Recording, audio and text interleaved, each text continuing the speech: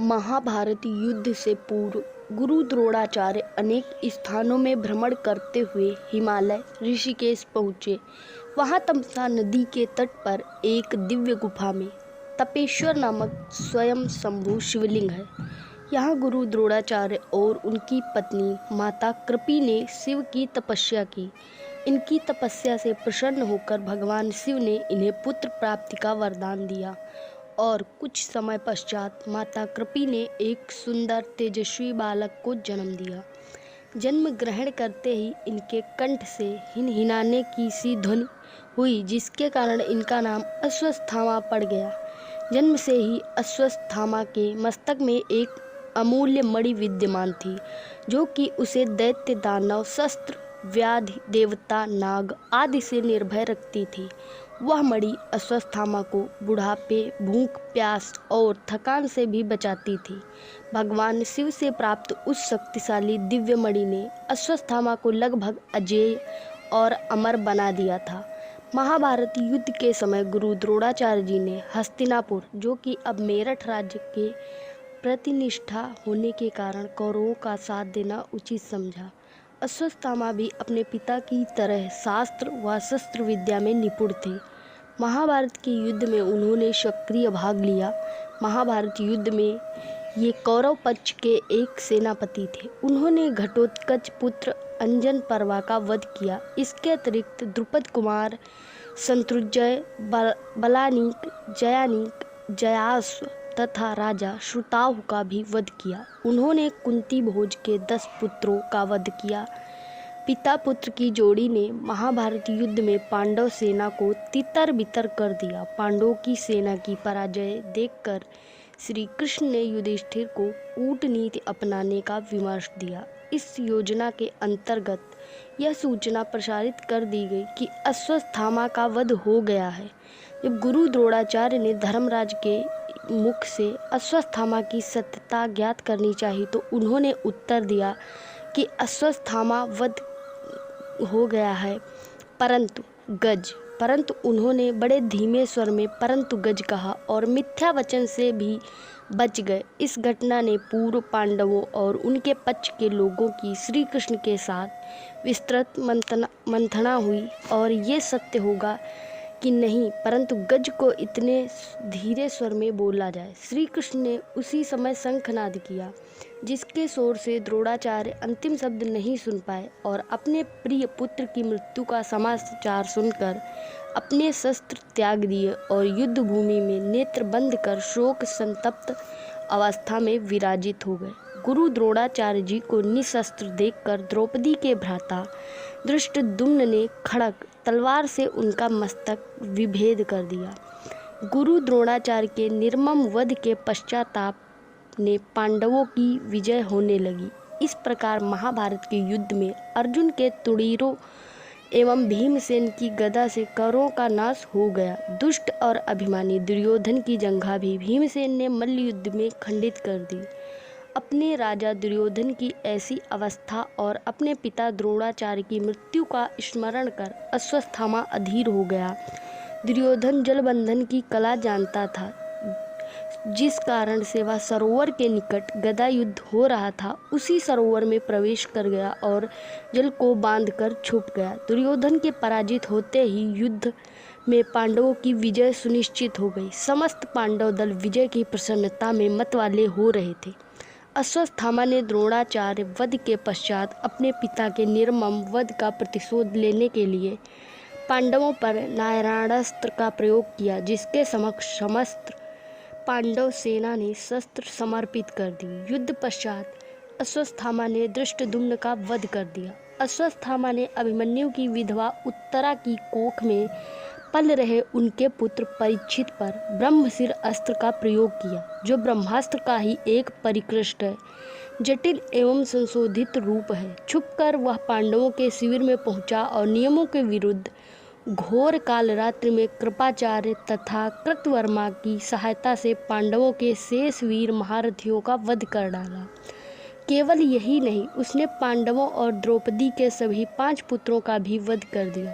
अश्वत्थामा के इस पतित कर्म की सभी ने निंदा की, परंतु दुर्योधन मृत्यु से पहले अश्वत्थामा के इस कार्य से बहुत संतुष्ट था और प्रसन्न हुआ। पांडव शिविर से बाहर अश्वत्थामा को भगवान शिव के एक उग्र और डरावने रुद्र रूप का भी सामना करना पड़ा था, लेकिन उन्होंने निडर होकर अपनी भक्ति से भगवान शिव को प्रसन्न किया। उनकी भक्ति से प्रभावित होकर भगवान शिव अपने असली रूप में प्रकट हुए और उसे एक शक्तिशाली दिव्य तलवार प्रदान की और अपने पूर्ण रूप में अश्वत्थामा के शरीर में प्रवेश कर उसे पूरी तरह से अजेय बना दिया था। दूसरी ओर श्री कृष्ण ने अपनी योग शक्ति से पहले ही भांप लिया था कि उस रात पांडव शिविर में क्या अराजकता होने वाली थी।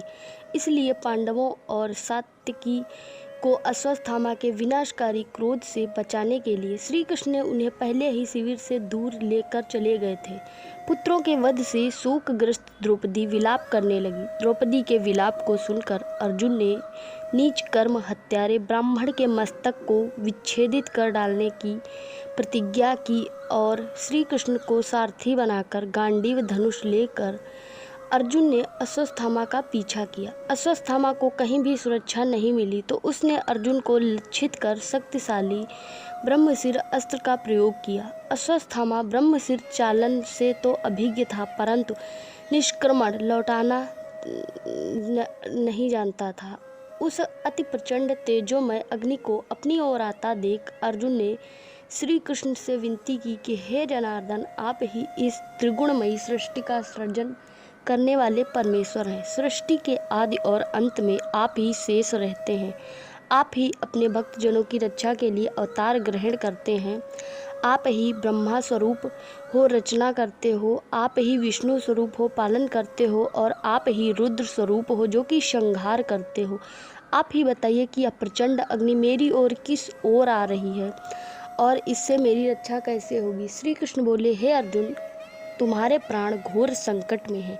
इससे रक्षा के लिए तुम्हें भी अपने ब्रह्मशिर अस्त्र का प्रयोग करना होगा, क्योंकि अन्य किसी भी अस्त्र से इसका निवारण नहीं हो सकता। श्री कृष्ण की इस मंत्रणा को सुनकर महारथी अर्जुन भी तत्काल आचमन करके अपना ब्रह्मशिर अस्त्र लक्षित कर दिया। दोनों प्रलंकारी एवं विनाशकारी ब्रह्मशिर अस्त्र परस्पर भिड़ गए और प्रचंड अग्नि उत्पन्न होकर तीनों लोकों को तप्त करने लगी। उनकी लपटों से समस्त प्रजा दग्ध होने लगी। इस महाविनाश को देखकर वेदव्यास और नारद उनके सामने प्रकट हुए और उससे अपने विनाशकारी अस्त्र को वापस लेने को कहा। यह सुनकर अर्जुन ने अपना अस्त्र वापस लौटाकर शांत कर दिया, लेकिन अश्वत्थामा ने ऐसा करने में असमर्थता जताई। इसलिए गुस्से में उसने अपने उस अस्त्र की दिशा उत्तरा के गर्भ की ओर बदल दी। यह कृत्य देखकर पांडवों को अत्यंत क्रोध आया और उन्होंने क्रोध में झपटकर अश्वत्थामा को पकड़ लिया। श्री कृष्ण बोले, हे अर्जुन, धर्मात्मा, निद्रामग्न, असावधान मत वाले, पागल, अज्ञानी, रथहीन, स्त्री तथा बालक का वध धर्मानुसार वर्जित है। इससे धर्म विरुद्ध आचरण किया है। जीवित रहेगा तो पुनः पाप करेगा। अतः तत्काल इसका वध करके इसका विच्छेदित मस्तक द्रौपदी के समक्ष प्रस्तुत कर अपनी प्रतिज्ञा पूर्ण करो। वास्तव में श्री कृष्ण यह देखना चाहते थे कि उनकी बातें सुनकर अर्जुन आगे क्या कदम उठाता है, किंतु श्री कृष्ण के इन वचनों को सुनने के पश्चात भी धीरवान अर्जुन ने अश्वत्थामा को जीवित ही शिविर में ले जाकर द्रौपदी के समक्ष उपस्थित किया। परंतु पशु की तरह बंधे हुए गुरुपुत्र को देखकर ममतामयी द्रौपदी का कोमल हृदय पिघल गया। उसने गुरुपुत्र को प्रणाम कर उसे बंधन मुक्त करने के लिए अर्जुन से कहा कि हे आर्यपुत्र, ये गुरुपुत्र तथा ब्राह्मण है। ब्राह्मण सदा ही पूजनीय होता है और उसका वध पाप है। इनके पिता से ही आपने इन अपूर्व शास्त्रों का ज्ञानार्जन किया है। पुत्र के रूप में आचार्य द्रोण ही आपके सम्मुख बंदी रूप में खड़े हैं। इनके वध से इनकी माता कृपी मेरी तरह ही कातर होकर पुत्र शोक में विलाप करेंगी। पुत्र से विशेष मोह होने के कारण ही वह द्रोणाचार्य के साथ सती नहीं हुई। कृपी की आत्मा निरंतर मुझसे कोसेगी। इनके वध करने से मेरे मृत पुत्र लौट कर तो नहीं आ सकते, अतः इन्हें पाप मुक्त कर दीजिए। द्रौपदी के इन न्याय तथा धर्मयुक्त वचनों को सुनकर सभी ने उनकी प्रशंसा की, किंतु भीम का क्रोध शांत नहीं हुआ। इस पर श्री कृष्ण ने कहा कि हे अर्जुन, शास्त्रों के अनुसार पतित ब्राह्मण का वध संभव है और आताताई को दंड ना देना भी पाप है, अतः तुम वही करो जो उचित है। उनकी बात को समझकर अर्जुन ने अपने खड्ग से अश्वत्थामा के केस विच्छेदित कर डाले और उनके मस्तक से वह शक्तिशाली दिव्य मणि का विच्छेदन कर डाला। मणि विच्छेदन से वह श्रीहीन हो गया। श्रीहीन तो वह उसी क्षण हो गया था जब उसने एक निर्दोष स्त्री और उसके अजन्मे शिशु को मारने की कोशिश की थी, किंतु केस मुंड जाने पर मणि विच्छेदन से वह और भी श्रीहीन हो गया और उसका मस्तक झुक गया। अर्जुन ने उसे उसी अपमानित अवस्था में शिविर से बाहर निष्कासित कर दिया। श्री कृष्ण ने अश्वत्थामा के पतित कर्मों के कारण ही अश्वत्थामा को 3000 वर्षों तक यह श्राप दिया था कि जिस प्रकार तूने पतित कर्म कर द्रौपदी की ममता को सदा के लिए शोक संतप्त कर दिया है, उसी तरह तू भी अपने इस अमूल्य मणि के विच्छेदित किए जाने से हुए घाव के साथ जीवित रहेगा। तू मृत्यु मांगेगा किंतु तेरी मृत्यु नहीं होगी। तू शारीरिक और मानसिक आघातों की पीड़ा भोगता हुआ उस दुख का अनुभव करेगा जो तूने दूसरों को दिए हैं और कभी शांति को प्राप्त नहीं होगा। इसके पश्चात ही अश्वत्थामा को कोढ़ रोग हो गया था। पवित्र स्कंद पुराण के अनुसार बाद में ऋषि वेद व्यास की सलाह पर अश्वत्थामा ने कई वर्षों तक भगवान शिव की कठोर तपस्या की और उनकी भक्ति से प्रभावित होकर अंततः भगवान शिव ने अश्वत्थामा को श्री कृष्ण के श्राप से मुक्त कर दिया और यह भी कहा कि यही वह क्षण था जब अश्वत्थामा भगवान शिव के आशीर्वाद से अमर हो गए थे और 8 चिरंजीवियों में से एक हैं। जानकारी कैसी लगी वो कमेंट बॉक्स में जरूर बताएं। धन्यवाद। जय हिंद।